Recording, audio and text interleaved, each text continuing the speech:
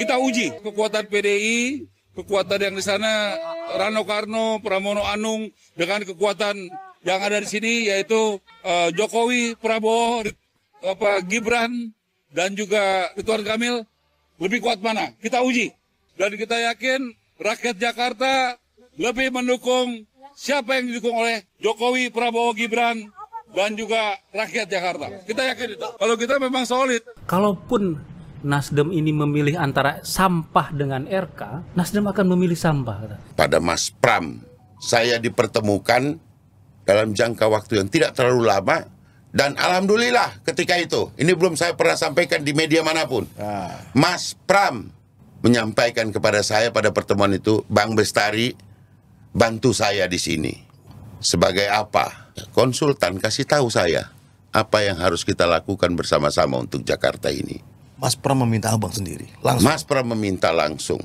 Saksinya ketika itu adalah Bang Prasetyo Edi Marsudi. Dan tidak ada satu kekuatan apapun yang boleh menghalangi saya dari situ. Ridwan Kamil dan Suswono, ya enggak lah. Enggak ada kader Gerindra, Mas. Saya kenal juga enggak sama RK, sama Ridwan Kamil. Ya kan? Saya kenal enggak sama Suswono. Ya kan? Kalau untuk kenal lebih kenal, ya saya lebih kenal Pramono Anung, Mas. Karena dia sahabat lama saya.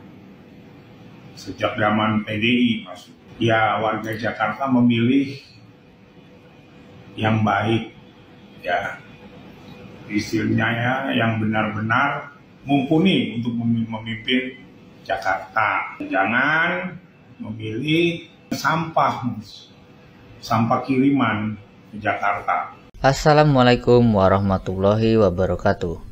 Berjumpa lagi bersama saya di Mas TV Channel. Gara-gara kesombongan Marwar Sirait, perpecahan tampak telah terjadi di partai pendukung dari Ridwan Kamil dan Suswono ya. Hal tersebut diungkapkan oleh Tempo dalam episode Bocor Alus. Di dalam podcast tersebut, salah satu narasumber dari Tempo menyatakan bahwa jika Partai Nasdem disuruh memilih antara Ridwan Kamil dan sampah, itu Partai Nasdem lebih memilih sampah karena saking sudah tidak kompaknya ya. Dan di sisi lain ada juga podcast dari salah satu kader Nasdem yaitu Bestari Barus yang terang-terangan telah memilih dukungannya untuk mendukung Pramono Anung dan juga Rano Karno. Dan juga ada video pernyataan yang cukup mengagetkan dari kader Gerindra sendiri yaitu Arief Puyono yang mengatakan ya kalau ditanya kenal ya saya lebih kenal Mas Pramono, kalau RK saya nggak kenal apalagi Suswono. Dan itu kan semua berbanding terbalik dengan apa yang selama ini diungkapkan oleh Marwar Sirait ya, yang mengatakan bahwa kita kompak, kita solid, kita lebih hebat karena didukung oleh Pak Jokowi. Nyatanya partai pendukungnya malah meninggalkan Ridwan Kamil dan Suswono dan berbalik mendukung Pramono dan Rano Karno. Dan untuk lebih jelasnya, mari kita saksikan video selengkapnya.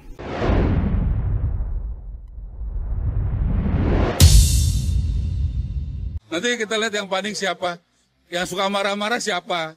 Kalau kita memang solid, kita lihat kekuatan PDI, Anies dibanding Prabowo, Jokowi, Gibran, dan Ridwan Kamil lebih kuat mana di Jakarta. Kita uji kekuatan PDI, kekuatan yang di sana Rano Karno, Pramono Anung, dengan kekuatan yang ada di sini yaitu Jokowi, Prabowo, Gibran, dan juga Ridwan Kamil.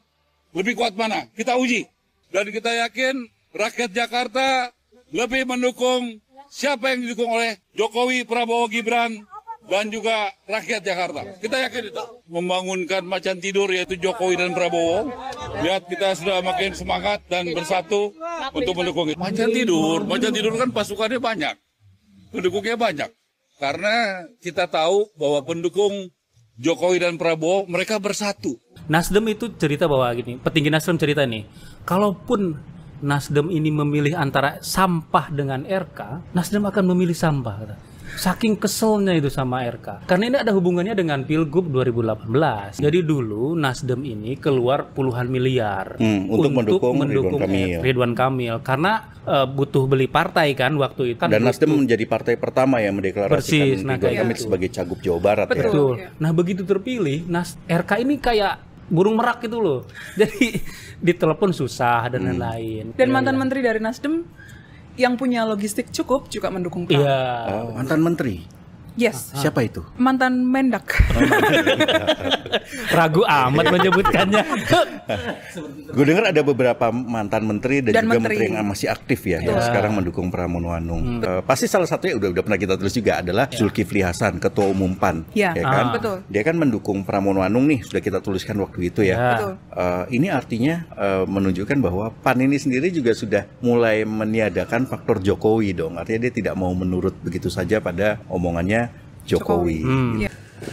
Ya, artinya gini, selaku Pak Kader, saya harus tegak lurus. Namun aspirasi harus sampai langsung, itu pesan daripada masyarakat. Kebetulan partai saya itu kan menyatakan dukungannya kepada paslon nomor 1. Oke, saya ikutin alur itu. Saya ketuk pintu karena saya tidak masuk dalam tim manapun.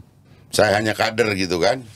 Nah, ternyata saya tidak masuk dalam tim, sehingga komunikasi untuk menyampaikan secara langsung, masyarakat itu kadang-kadang butuh bukti otentik. Kapan nih Pak Bestari yang kita titipkan suara kita ini ada fotonya bersama paslon? Nggak pernah ada kesempatan itu, dan sepertinya saya boleh beberapa di media menyatakan karena tertutup pintunya bagi saya. Masa kelas Bestari Barus nggak mampu menggedor pintu calon gubernur?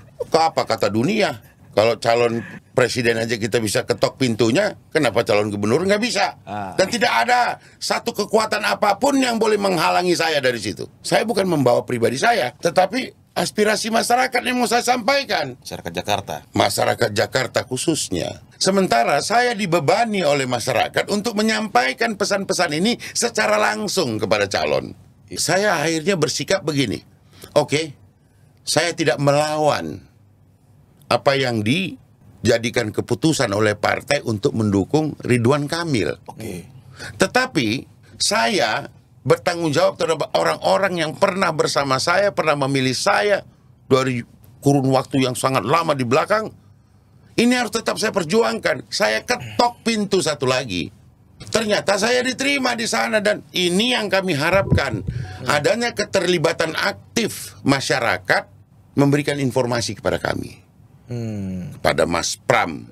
Saya dipertemukan dalam jangka waktu yang tidak terlalu lama. Dan alhamdulillah ketika itu, ini belum saya pernah sampaikan di media manapun. Mas Pram menyampaikan kepada saya pada pertemuan itu, Bang Bestari, bantu saya di sini. Sebagai apa? Konsultan, kasih tahu saya apa yang harus kita lakukan bersama-sama untuk Jakarta ini. Mas Pram meminta abang sendiri, langsung. Mas Pram meminta langsung. Saksinya ketika itu adalah Bang Prasetyo Edi Marsudi.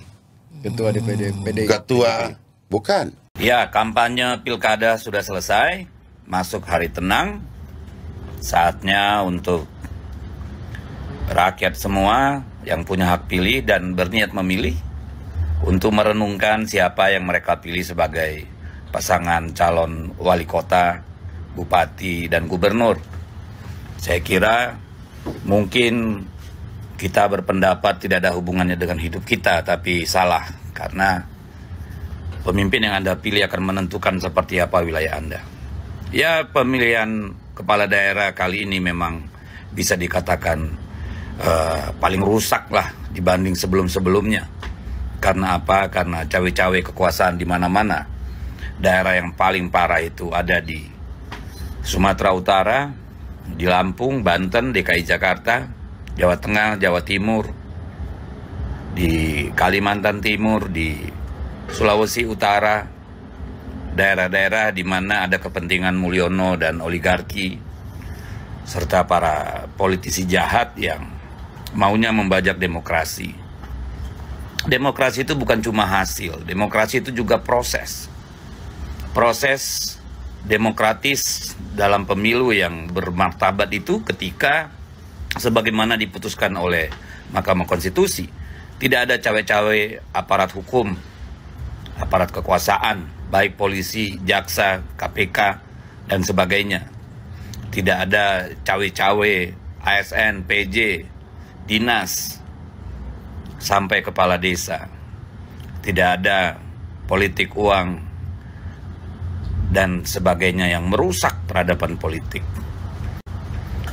Ya, ini mungkin kutukan buat kita karena menghadirkan seorang pemimpin yang megalomania yang menjadikan NKRI, Negara Kesatuan Republik Indonesia, selama 10 tahun menjadi negara konten dan republik influencer yang kemudian dipadukan dengan sikap yang seolah-olah populis,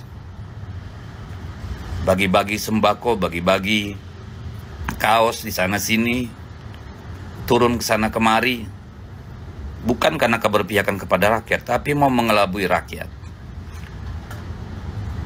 Betapa kacau balaunya pengelolaan sumber daya alam kita, karena semuanya dibagi-bagi kepada oligarki, para naga-naga.